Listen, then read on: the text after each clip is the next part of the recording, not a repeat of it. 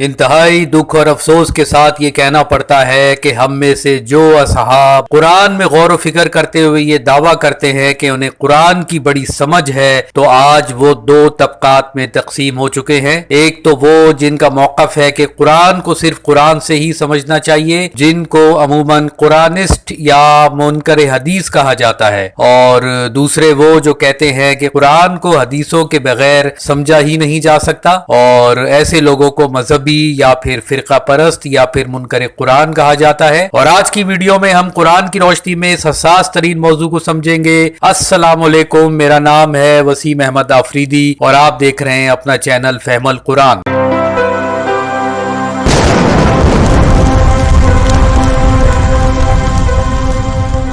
मामला कुछ यूं है कि जो असहाब कहते हैं कि कुरान को सिर्फ कुरान से ही समझना चाहिए, तो वो अरबी लैंग्वेज में इतना ज्यादा खो जाते हैं कि कई मरतबा उन्हें समझ ही नहीं आती कि किस आयत की किस तरह से तशरीह करे, और अगर वो किसी भी आयत की तशरीह कर भी दें तो कुरान ही के किसी और मुकाम पर उनकी तशरीह आउटराइट चैलेंज हो रही होती है। मिसाल के तौर पर जनाब गुलाम अहमद परवेज साहब के मुताबिक चूंकि लफ्ज जिन का लफ्जी मतलब कोई भी छुपी हुई चीज होता है, और कदीम अरब में उन लोगों को जिन कहा जाता था जो थोड़ा फासले पर रहते थे और नजर नहीं आते थे। अगर अरबी लैंग्वेज के हिसाब से देखा जाए तो जिन का यही मतलब है कि कोई भी छुपी हुई चीज। लिहाजा सवाल ये पैदा होता है कि फिर सूरा अल हिजर की आयत नंबर 27 में अल्लाह ताला ने ये क्यों फरमाया कि हमने जिनों को बगैर धुएं वाली आग की लिपट से बनाया। इसी तरह दुनिया की हर जबान में कई अल्फाज किसी खास मतलब के लिए इस्तेमाल होते हैं और वक्त गुजरने के साथ साथ उनके मफहूम भी बदल जाते हैं। मसलन कदीम अरब में यतीम उस बच्चे को बोला जाता था जिसका बाप जंग में मारा जाए, लेकिन उर्दू में यतीम उस बच्चे को बोला जाता है जिसके माँ बाप दोनों फौत हो चुके हों, जबकि अरबी में यतीम का मतलब होता है अकेला बेसहारा। और कुरान में यह लफ्ज मुख्तलिफ मायनों में इस्तेमाल हुआ है, यानी अकेला बेसहारा के तौर पर भी और जिनके माँ बाप मर गए हों उनके लिए भी। कहने का मकसद यह है कि आयात का मतन इस बात का फैसला करता है कि किस मौके पर कौन सा मतलब लिया जाए। लिहाजा किसी एक लफ्ज का अगर एक ही मतलब लेकर उसे पूरे कुरान पर लागू कर दिया जाए तो ये अपने आप से ही ज्यादती होगी। इसी तरह मिसाल के तौर पर मोहम्मद शेख साहब का फरमाना है कि कुरान में बराए रास्त कहीं ये नहीं लिखा हुआ कि मूसा रसूलुल्लाह पर तौरात नाजिल हुई थी। अब यहाँ सवाल ये पैदा होता है कि कुरान में तौरात का जिक्र तो है, तो फिर तौरात किस पर नाजिल हुई और किस जमाने में नाजिल हुई। बिल्कुल इसी तरह कुरान में बराए रास्त मोहरे नबूवत मोहम्मद रसूलुल्लाह का नाम लेकर ये भी नहीं नाजिल हुआ है कि मोहम्मद हमने आपको कुरान दिया, बस जबूर का बराह रास्त जिक्र है कि हमने दाऊद को जबूर दी। अब बात करते हैं उन असहाब की जो कुरान को अहदीस की रोशनी में पढ़ते हैं। इस तरह के असहाब के साथ भी सबसे बड़ा मसला यह है कि ये कुरान की हर आयत को लाजमी किसी न किसी हदीस से जोड़ते हुए उसका शान नजूल मक्की या मदनी होने की तलाश में सरगर्दा नजर आते हैं। लेकिन इस जिम्मे में सबसे बड़ा मसला यह होता है कि कुरान की कई आयात की तशरीह करने में अहदीस मुकम्मल खामोश हैं।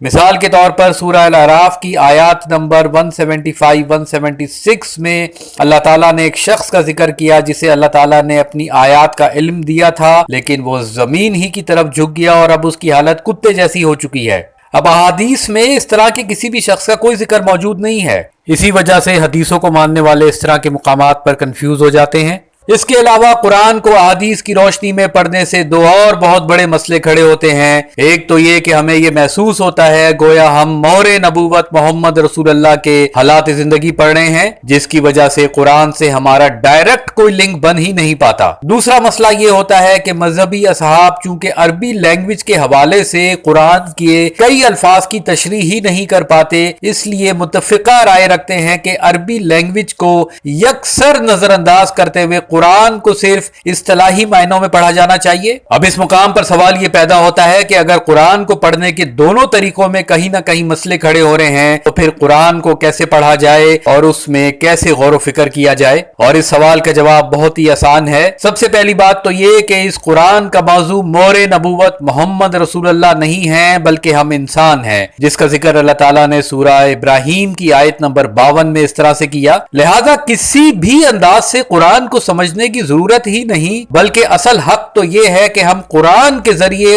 اپنی خود کی ذات کو سمجھیں۔ البتہ یہ ضرور ہے کہ قرآن پڑھتے ہوئے احادیث کو بھلے پڑھ لیں لیکن صرف ہسٹری سمجھنے کی حد تک۔ دوسرا سب سے اہم ترین انکشاف یہ ہے کہ یہ قرآن دراصل عربی لینگویج میں نازل ہی نہ ہوا ہے، بلکہ دراصل یہ چشم تصور سے پرکھے جانے والے منظر نامے ہیں، کیونکہ رسول اللہ امی تھے۔ اسی وجہ سے اللہ تعالیٰ نے اپنے نازل کردہ کلام کو آیت کہا ہے۔ آیت یعنی نشانی یا منزل، یعنی رسول اللہ پر عربی رسم الخط کی بجائے چشم تصور میں مختلف خطوط، نقوش اور منظر نامے بنتے تھے، اور انہی منظر ناموں کو رسول اللہ عربی میں ڈھال کر آگے پہنچاتے تھے۔ اسی طرح جس وقت قرآن کی پہلی آیات نازل ہوئی تھی تو اس کیفیت کو بھی ڈسکرائب کرتے ہوئے اللہ تعالیٰ نے سورہ النجم کی آیات نمبر 11-12 میں یہ واضح کر دیا کہ نظروں نے جو کچھ دیکھا دل نے اس میں جھوٹ نہ ملایا۔ اسی طرح ہمارے اندر کے چشم تصور کو بوسٹ دینے کے لیے اللہ تعالیٰ نے قرآن میں کئی مقامات پر اس طرح سے آیات کا آغاز کیا کہ آپ نے دیکھا نہیں، اور اس طرح سے آیات نازل کرنے کا مقصد ہے کہ ہم اپنی خود کی ذات کو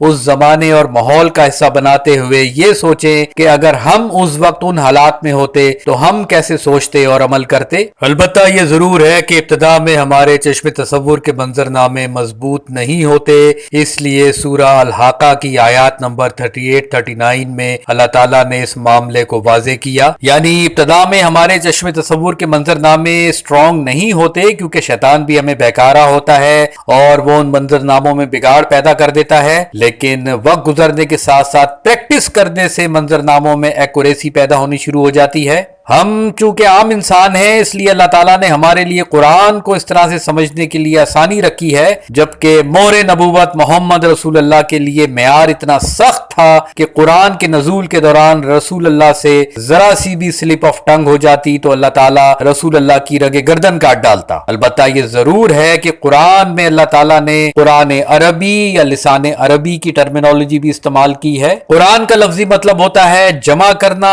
عربی کا مطلب ہوتا ہے دلیل سے گفتگو کرنا، اور لسان کا مطلب ہوتا ہے خوش بیانی یا پھر پیغام پہنچانا، اور عجمی کا مطلب ہوتا ہے مبہم گفتگو کرنا۔ یعنی قرآن عربی کا مطلب ہے جمع کی ہوئی دلیل سے گفتگو، اور لسان عربی کا مطلب ہے دلیل سے پیغام پہنچانا یا پھر خوش بیانی سے پیغام پہنچانا۔ اسی طرح عربی اور عجمی کا فرق اللہ تعالیٰ نے سورہ حامیم سجدہ کی آیت نمبر 44 میں اس طرح سے واضح کیا۔ نیز یہ بھی ذہن میں رہے کہ کافر، مشرک، منافق یا فاسق بھی ہمارے ہی اندر کے منفی انسانی رویے ہیں، اس لیے یہ سوچ کر قرآن نہ پڑھیں کہ چونکہ ہم مسلمان ہیں اس لیے ہم میں یہ صفات نہیں ہو سکتی۔ اس ضمن میں آپ اوپر دیے گئے لنک پر کلک کر کے ویڈیو دیکھ سکتے ہیں۔ جہاں تک قرآن کو صرف اصطلاحی معنوں میں پڑھنے کی بات ہے تو یہ بھی درست اپروچ نہیں ہے، کیونکہ اس دنیا میں مختلف نیچر کے لوگ ہوتے ہیں۔ کچھ لوگ فلسفیانہ خیالات کے انٹروورٹ ٹائپ کے لوگ ہوتے ہیں جن کو اصطلاحی زبان ہی سمجھ میں آتی ہے، ان کے لیے بھی آیات ہیں، مثلاً سورہ الاعراف کی آیت نمبر 40 یا پھر سورہ الکہف کی آیت نمبر 86 وغیرہ۔ اسی طرح کچھ لوگ سائنٹیفک مائنڈڈ ہوتے ہیں، ان کے لیے بھی تحقیق کے دروازے کھولنے کے لیے بڑی اسٹریٹ فارورڈ آیات بھی نازل ہوئی ہیں، مثلاً سورہ الانبیاء کی آیت نمبر 30 یا پھر 33 وغیرہ۔ اسی طرح کچھ لوگ تاریخ میں بہت دلچسپی رکھتے ہیں تو ان کے لیے ماضی کے قوموں کے قصے بھی نازل ہوئے ہیں۔ اسی طرح کچھ لوگ تخلیقی طبیعت کے مالک ہوتے ہیں، مثلاً مصنف یا پینٹر وغیرہ، تو ان کے لیے علامتی انداز سے بھی آیات آئی ہیں، مثلاً سورہ البقرہ کی آیت نمبر 17 یا پھر سورہ حامیم سجدہ کی آیت نمبر 39 وغیرہ۔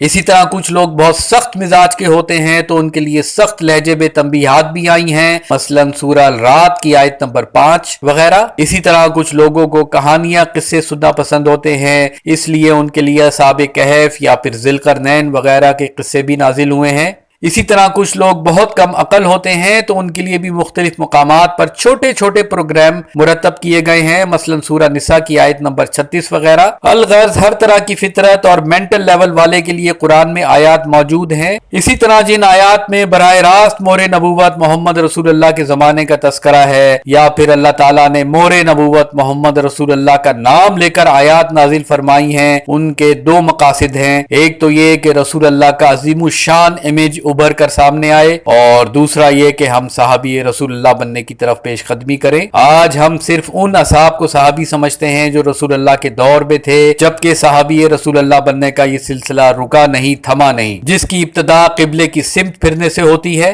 सहाबी रसूलुल्लाह बनने के हवाले से पहला स्टेप जानने के लिए आप ऊपर दिए गए लिंक पर क्लिक करके वीडियो देख सकते हैं। लिहाजा माजरत के साथ कुरान को सिर्फ कुरान से समझने या फिर अहादीस की रोशनी में समझने की बजाय कुरान के असल फंक्शन को समझे। आज हमारे मुल्क में कई असहाब कुरान को समझने के बड़े बड़े दावे तो करते हैं, लेकिन हक तो यह है कि रोज़े आखिर अल्लाह ताला किसी भी शख्स की इल्मियत से जरा सा भी मुतासिर ना होगा। अलबत्ता एक सवाल जरूर करेगा कि आपने अपनी खुद की जात को कितना समझा और उसके मुताबिक अपनी इस्लाह करते हुए कितना अमल किया। हमारा आज का खिताब इख्तिताम पजीर हुआ। अगले खिताब का मौजू होगा ईमान बिल गैब क्या है। उस वक्त तक आप सब पर सलामती हो।